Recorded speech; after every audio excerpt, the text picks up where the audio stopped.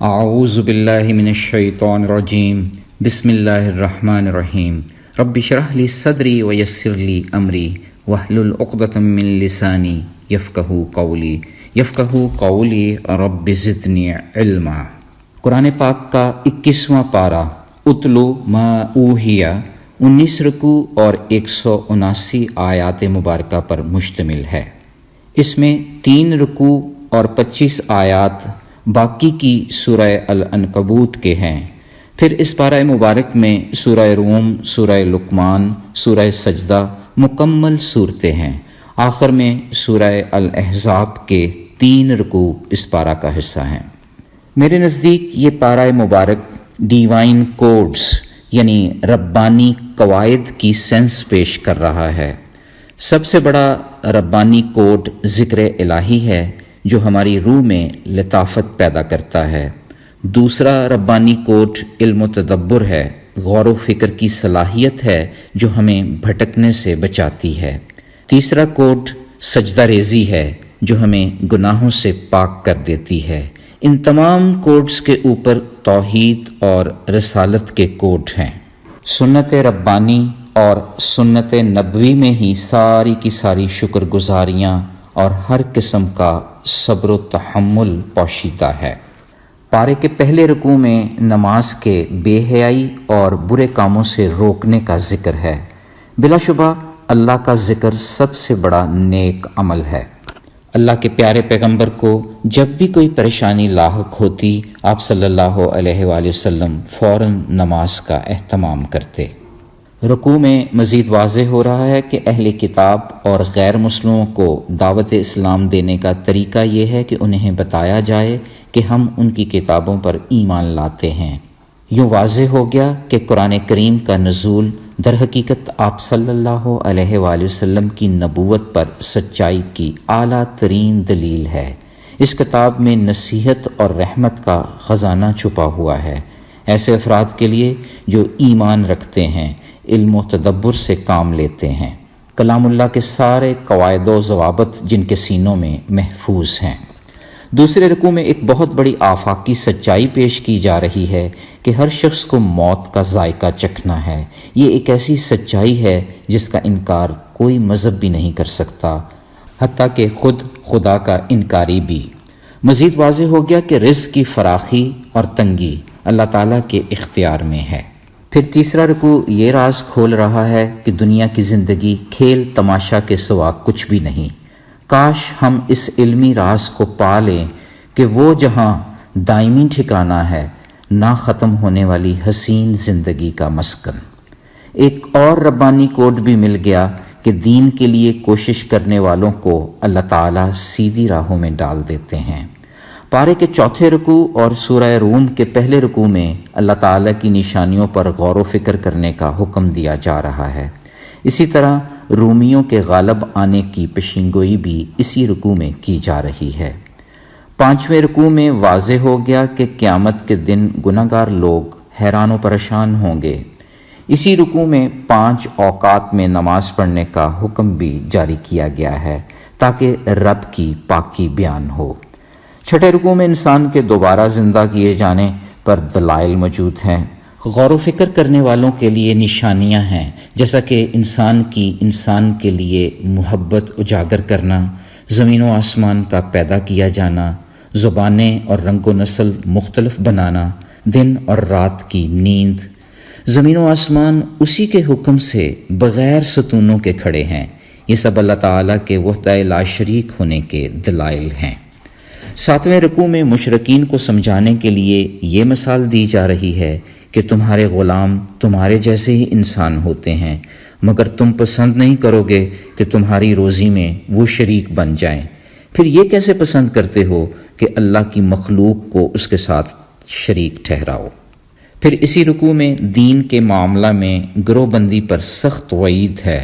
ہمیں ان لوگوں میں نہیں ہونا جو فرقہ بندی کرتے ہیں۔ واضح ہو گیا کہ اللہ جسے چاہتا ہے کشادہ روزی دیتا ہے، پھر جو اسی کی راہ میں خرچ کرتا ہے اس کے مال میں اضافہ کرتا ہے۔ 8ویں رکوع میں یہ بات بھی کھل کر سامنے آ گئی کہ روئے زمین پر کسی بھی نوعیت کا فساد پھیل جانا ہمارے ہی برے اعمال کا نتیجہ ہے۔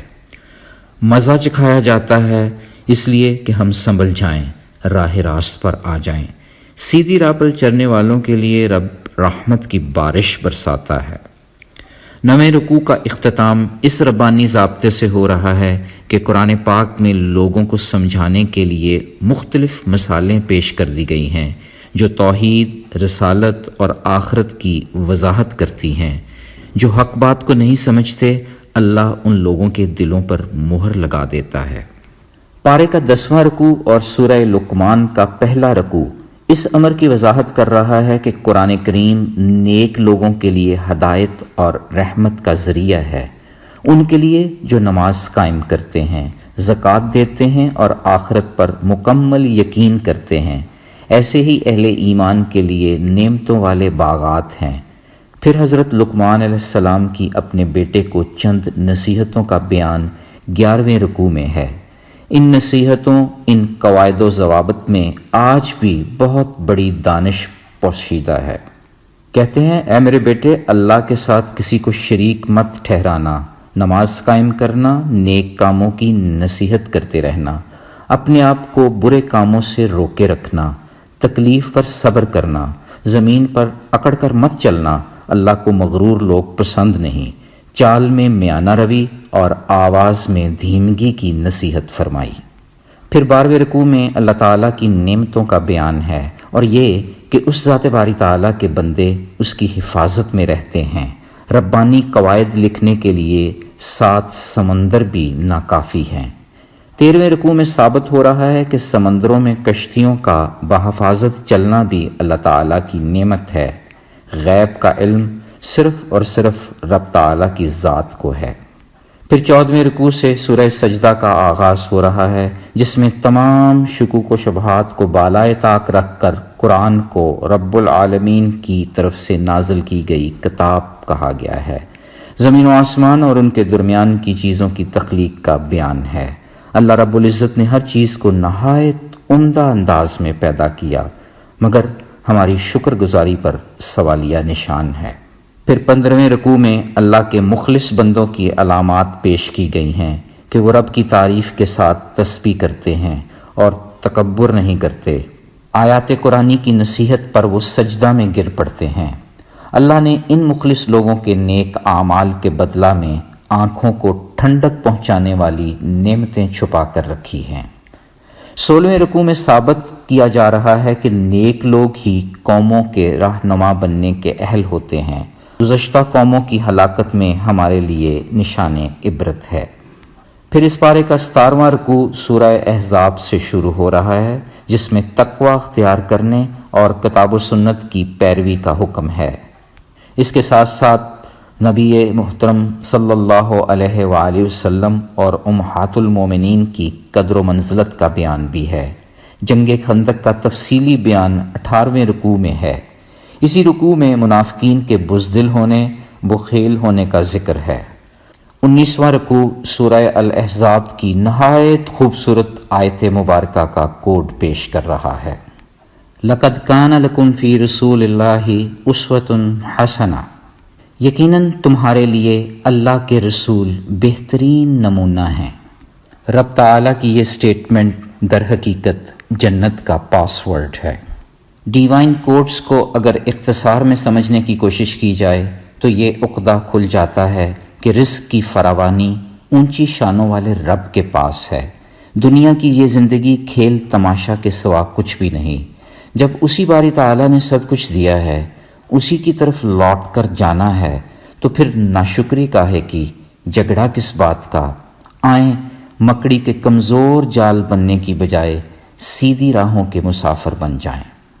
کسی پر بہتان نہ لگائیں، نہ شکری سے بچیں۔ قرآن کو تھام کر اللہ کی یاد کو زندگی کا اوڑھنا بچھونا بنا لیں۔